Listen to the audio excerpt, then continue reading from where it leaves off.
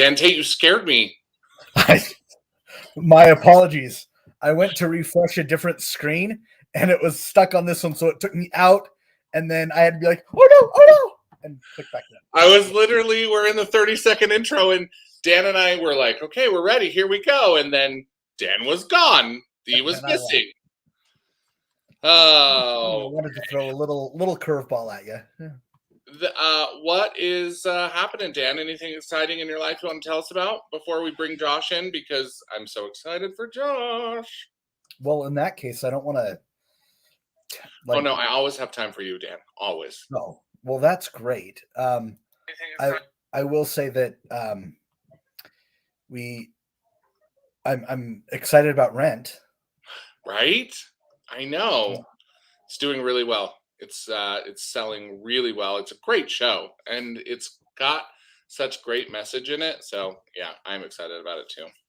Yeah. All right, should we do it? Let's do it. All right.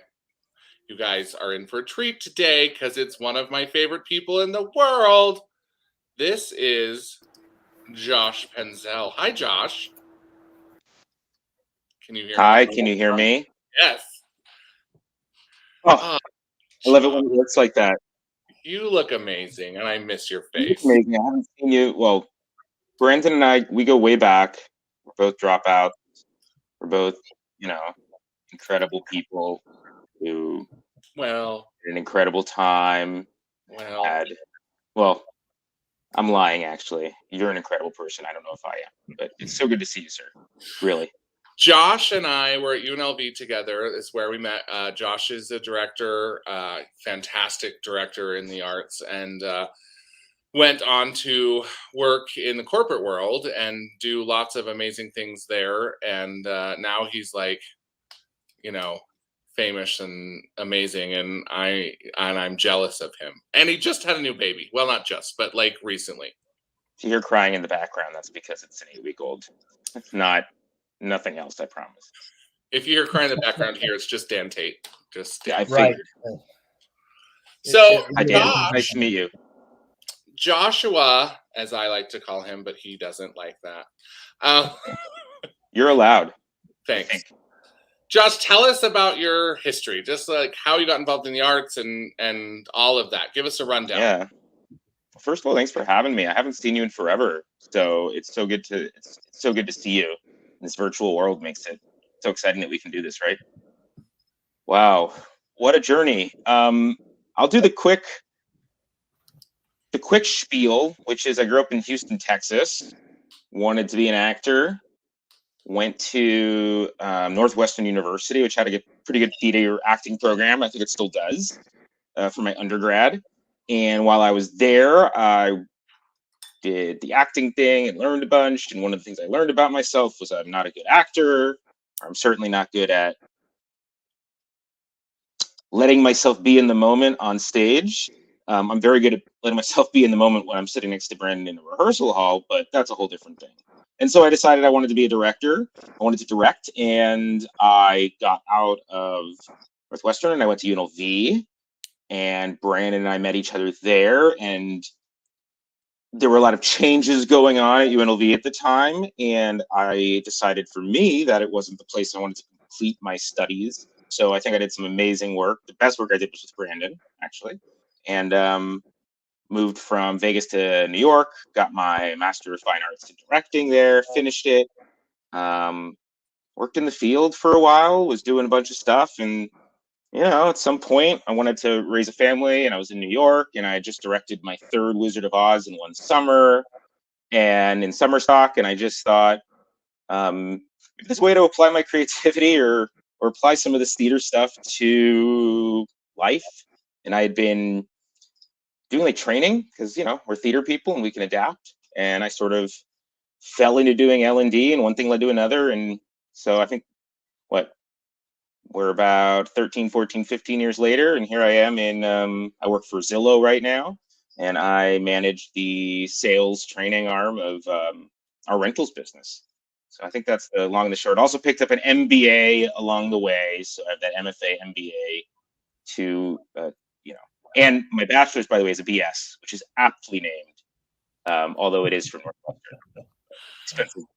Okay, there's a few things we're going to unpack in what you just said, but we're going to start with the Wizard of Oz. Just talk again. There's a few things we're going to unpack in what you said, but the first thing is Wizard of Oz. Why do so many people do the Wizard of Oz? I can't, like, it blows my mind. What is the deal with the Wizard of Oz? Why does this happen? Well, first of all, I have to change my microphone. Can you hear me? Or am I Yeah. coming in loose or anything? You're fine. Good. Kids, because you can include a lot of children, and everyone knows it. Although it was very interesting that summer, the first one I did had, like, you know, if they were a child and they were from the community and they were auditioning, they were going to have a role. And the second one I did was in another theater, also in New York, upstate, and they had like 2 kids. And so you try doing Munchkin Land with like 2 Munchkins, which was also the frustrating thing, right? You sort of lost the creative control. So I've done Wizard of Oz 6 times in my career, and I'm pretty sure it's my new, like, if you want me to do Wizard of Oz, I'm out. I quit. I'm not doing it. So that's yeah, everyone, and there's that English script with all the jokes and anyway, yeah. So when you went from directing to the business corporate world, how did your skills in your directing degrees and things like that help you? Like what did it give you a head up on above everyone else? Yeah. Well, you run a business, Brandon, so I don't think it's hard. I mean, or a theater, which is in some ways a business. And let me explain what I mean. Did you know that Disney, right? Disney, we all love Disney, has made more money off Lion King, the musical, than it has off of Star Wars, the franchise, which is surprising. But I say that as a context to say, I think what you're asking is actually an under-discovered, under sort of mind piece of things, which is why it's so valuable. And I'll tell you why. In tech, in the work that I've done, right, it's project-based. You're doing one project at a time, and you're trying to launch something. It's a feature, or it's a whatever, or a banking something, right? You're trying to launch all this stuff. That's almost like a script. It's like launching a production. If you ever been in a workplace, I'm sure many of you have, you might have had something called a performance review, right? And guess what you were doing on stage is performing. And so what I often say to folks is, the way it adapted was, a lot of people think of like teachers, oh, you're an actor, so you're going to get in front, you're going to be a teacher. And actually, it's much deeper than that, right? We're theater people. Our job is to figure out, when you guys do Rent, and Rent, right, is everyone knows it, and they're seeing it again. How do they feel it like it's live for the first time again? And that's what we're doing, is trying to find each actor, each designer, how do they find that script honestly? So if we just switch those words around a little bit, how does every employee perform their role for their job every day, even when sometimes it sucks? So I always start with that to say, like, what we're doing is the same exact thing. We just use different language. We just use different terms. And in fact, I would argue that sometimes we're able to get to the core maybe even better than some of the methodologies that are out there. So I don't say you run a business, Brandon, to say you're trying to make money and become a billionaire. I'm saying you run a business because what business needs are the skills you're bringing to it. And so I can answer very much more specifically if you want me to get very into it. But I think what you start to see is, it's called showbiz. There's a reason for that. There is the arts. And in the end, I really think that if people saw this connection bigger, they would want to hire people with arts backgrounds a lot more.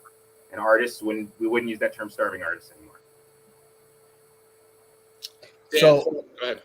I was just going to say, I am much more of a background person than a on-stage person. I don't like being on stage and things like that. And I work professionally in the business world. And what's interesting to me is, I think there's some times where the arts programs, and when you bring together a stage manager, director, music director, all the designers, it's a lesson in project management. The business can really take over, being able to have the really good conversations and communications about, well, this is what I need, before I can take the next step. So what you're saying resonates with me a lot, and it's something that I may not have noticed a whole lot until I started getting back into the arts. I would also suggest, Dan, that what you try to think about is, when you're in a professional setting, is the customer. What is the customer want? Amazon is famously customer obsessed. If we think about that, that's the end goal in a lot of theater world. When you studied MFA and you do your bachelor's, you learn all sorts of terminology, and one of them, right, is like the spine of the show and the objective and what is the want. And I find those actually go pretty well into a business sense. I do learning and development. I do sales enablement. So let me tell you how I use that. If someone says, I need a training on blah. So whatever it is, I need let's use the example of, I need to figure out how to get bigger donations when I'm doing my development calls. Okay. We could say, great, let's do a training on calls, sales, development, whatever you want to say. Sure. But that's not starting at the end. Like, what's the end of the play, right? The end of the play is we need to build the thing. We need to invest in the whatever. We need to get people to buy the thing. We need to increase the amount we're making. All right. So what's going to drive that? And then you have that discussion, and maybe you come back and you go, it's not a training we need. It's a contest, right? It's a situation. It's better volume. It's better equipment, whatever it is. And so I think that's the value that we as artists bring, I think one of the things that I've learned over the course of my career is one of the things that theater does better than anybody else and teaches us is how to deal with people and be a person, to understand that people have different backgrounds, and to be okay with those backgrounds, and understand that not everyone's the same as you. Like the empathy we learn in theater is really unbelievable to me. And I think that that's something that probably transfers really well into the quote unquote normal business world, because, to be a good manager, you have to understand that everyone's not you.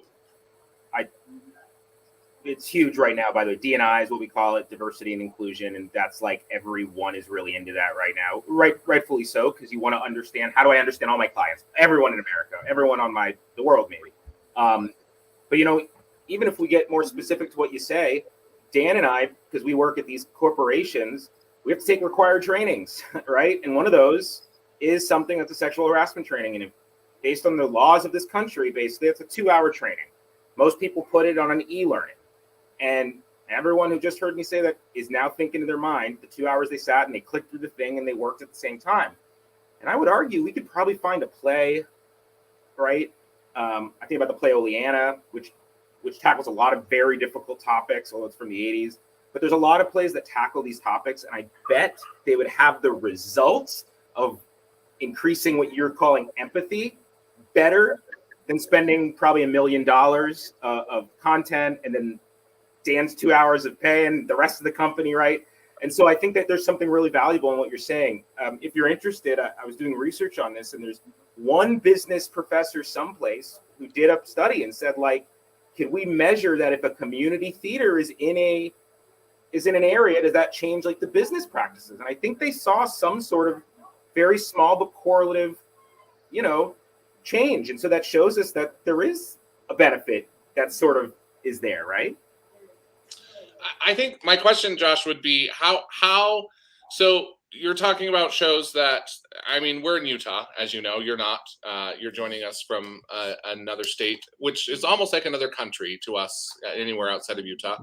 But even doing Rent here at OPA has it's a show that's not done for a lot of reasons here in Utah. But how do we open up the doors to a community who doesn't often see those things? How do we get them to accept them and want to see those new and more empathetic things? Yeah.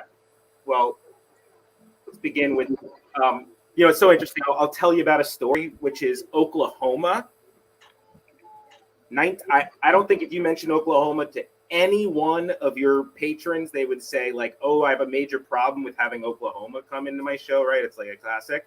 But there's a song in there called I'm Just a Girl Who Can't Say No. You know what I mean? So I think, first of all, it's contextual. I think is the first thing. And so we're talking about context. And in the end, you're applying these same things. We're talking about the same feelings, whether it's love, it's kissing, it's lust. These are things that, by the way, are in the Bible, right? Like these are stories that the reason we are confronted with them throughout our lives. And I think, I grew up Jewish in Utah. I know there's a lot of folks who read the Book of Mormon as well, right? You have the New Testament, which I don't read and study, and there's all sorts of texts. I'm sure if we look at them though, the answer is not in the text, the question's in the text, right?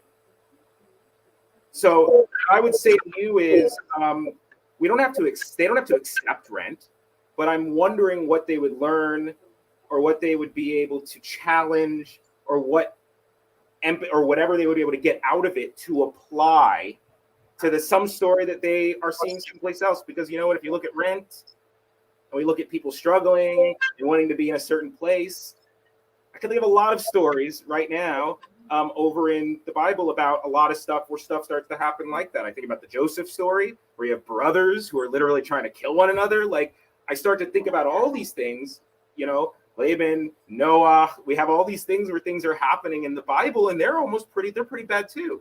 So I would say that it's a context, but in the end, we're trying to get to universal truths here. And so I'm not saying that means we have to throw anything down each other's face. And I think you have to approach things in a way that allows people to respect. But to me, it's an exploration. It's not like I'm going to, you can just say, I'm not going to read it. I'm not going to get it at all. I think it's better to say I'm reading it. I'm getting it. I understand there are people here. And how am I going to reach out to them? Because I think at the core of all of our faiths and all of our beliefs is love in some regard. And if I'm going to love my brother, love my neighbor, I got to figure out how to get through to them. So that would be maybe one answer I would give you, Brandon, as I just talk off the top of my head. Might I just say, I miss conversations with you.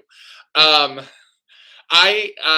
find what you're saying so fascinating because one of the things you mentioned, and Dan will probably laugh at this, but like Joseph is done like twice every week at every theater in Utah. And it's so interesting because the stories that Joseph tell are not that much different than the stories that you're going to hear about in Rent. In general, like the deep dive of the story, not necessarily the exact words, but so I just think it's so interesting how it can change with just a little music, like that change. I also don't want your listeners to think I'm trying to conflate like Joseph and the Amazing Technical Dreamcoat and something that a lot of folks include, is a word of God or of holiness. What I will say though is forms of telling what you need at certain times change, right? And so even see that in the way that the text of the Old Testament to the New Testament to the Book of Mormon, how the stories change. But I think, at least in my faith, I know the story's never what it seems. You have to get all the other stuff. And so it's really how you present it. And we all know there's this like Little Mermaid. I think about that movie. If you read The Little Mermaid, it ain't a pretty show, but the way Disney made it makes it seem that way. And so it's all about how you contextualize and how you say. And so I think what's interesting about what you're saying, Brandon, is like, you're right. There's a lot of stuff in the Joseph story that's a little weird. But if you read it in the book, it's literally like, 2 chapters long? So there's a lot that we've added on and pulled out and had to elucidate through years and years of like oral tradition and storytelling and blah, blah, blah. And so I would say in that way, we're talking about the same thing. Although, yeah, you weren't saying like someone did something. You were saying they saw their nakedness, right? And so that has changed. But I think in the core, it's the same stuff we're grappling with as human beings. And it's interesting. We talk about connection as we're virtually talking right now. And I haven't seen you in person for probably over 10 years. No, I saw you. When was your wedding? 5. Sorry, you're right. 6 years. Good. You're right. So, but and as you're talking about sort of the different aspects that we can take in Joseph or any show, it really comes down to the director and how does the director find a concept? I've worked with you many times, and you're very smart and you're thoughtful about what you create. How do you come up with concepts for a show that you want the audience to take away? So I found there's 2 different types of directors, by the way, and 2 different approaches. So let's start with that. And Brandon, you know this because we were taught it. One is the question of what do I want the audience to do when they leave? This is a really important question. So it's like the audience is leaving and I want to make sure they do something. And I think the biggest concepts you see are those because they're trying to get the audience to like get pissed off at the end or something. A great example I think is the musical Parade I saw at one point, and if you don't know it, it's about like the South and the South and obviously race relations, and there's Jews and all stuff, and someone's lynched, and it's awful, right? But it's all about the South and this sort of Southern versus Northern stuff, which is still present today. And at the very end of the musical, there's this beautiful moment, and then all of a sudden the director threw the Confederate flag up in front of everyone, right? And that meant very different things to very different people. But I know that they wanted the audience to leave trying to do something or fight something, or you know what I mean? They were trying to make a statement. So, and that, by the way, is fine to use if you want to, as an artist, use someone else's work to try to apply your statement. That's fine. I prefer to try to find the work and find what's underneath the work. So if we're talking about Rent, for instance, which I will be honest is a show that I personally grapple with, right? Because some of the people I'm like, well, just get a job or do whatever or whatever. So as a director, I would have to grapple with that. But I think the thing I would be thinking about now and how I would approach a concept about that is like, I think about Larson right now, and I think about how he was trying to understand his people and people who are getting lost. And I think about people lost right now in a political quagmire and how they're not connecting and not talking. And so I would think about something about that, something about, you know, you're in one room, but there's walls. Instead of you're outside, as you're inside. I don't know. That's how I would start to think about that in that way, is like everything's moving, nothing's settled. I don't know. So, and then we would have a discussion about that, Brandon, right? And we would bring people in and I would say, man, I'm feeling like movement and things. And then the lighting designer says, you know, that makes me think of Red, right? And then the costume designer says, well, that's funny. All of that makes me think of stability. I actually don't think about movement at all. I think about the fact that they're like staying. They're not leaving. They're not going anywhere.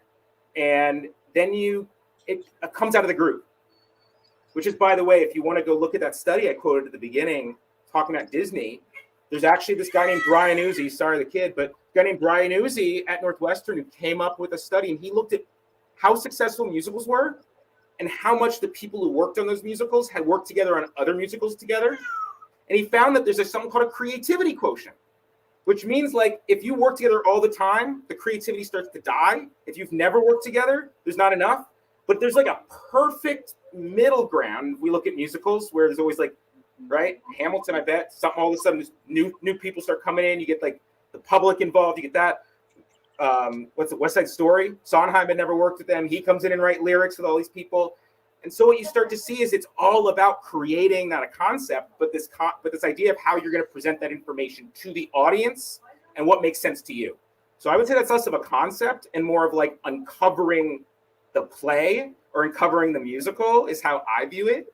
And that's how I would dig that. But those are two different approaches. So bringing it back to business, because that's what we were really going to try and focus on today. Sorry, Dan.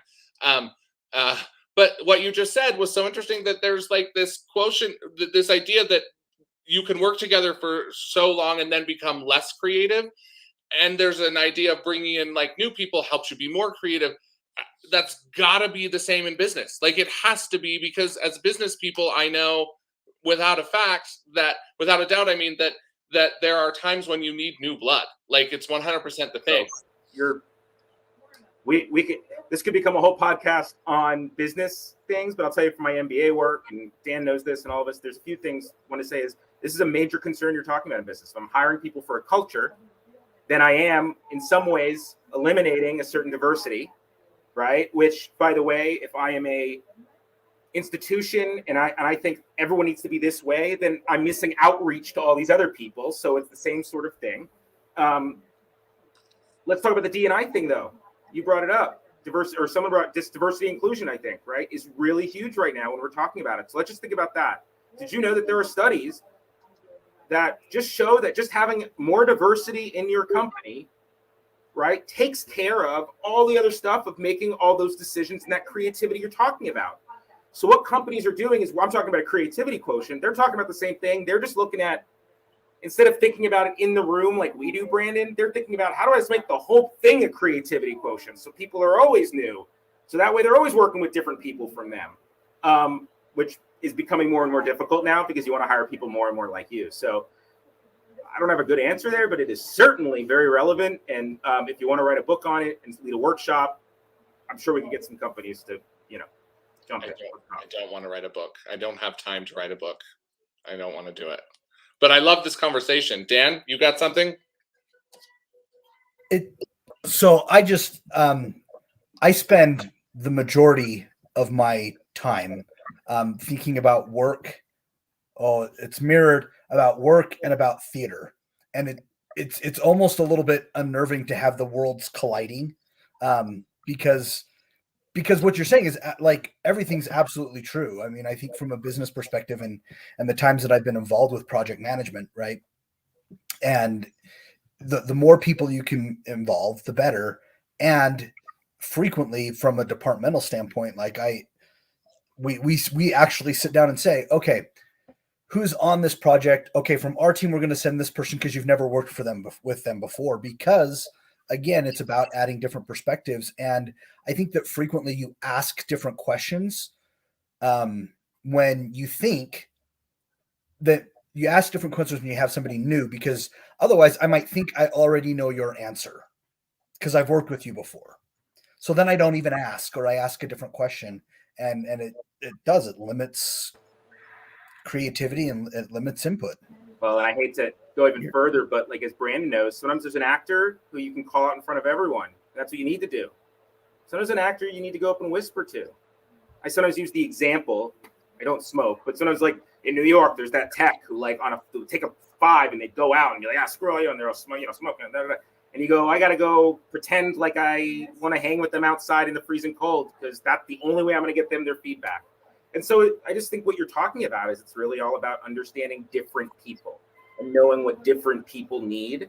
And in a way, Dan, yeah, that is theater. And I would say it shouldn't disconcert you. What it should do is say, like, how do I bring artistry and how do I bring that creativity into the work? Because if more people realize that what you just realized, everyone would be donating to arts institutions because they're going to recognize the immense value that we just discussed that it brought.